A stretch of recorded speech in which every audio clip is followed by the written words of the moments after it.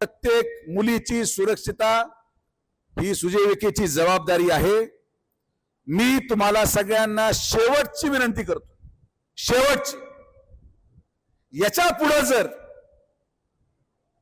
मी परत सांगतो, मराठीत ऐकून घ्या,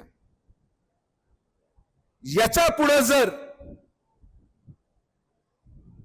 कोणीही या सगळ्या भागांमध्ये मुलींची छेड काढताना सापडला, कोणीही या भागांमध्ये कुठल्याही प्रकारे मोठे गुन्हे किंवा कृत्य करायचं सापडलं तर स्वतः आतमध्ये जेसीबी घेऊन घर पाडून टाकायला शब्द पण सुजय विखेचा आहे। मी जे बोलतो ते तुम्हाला करतो, लक्षात घ्या।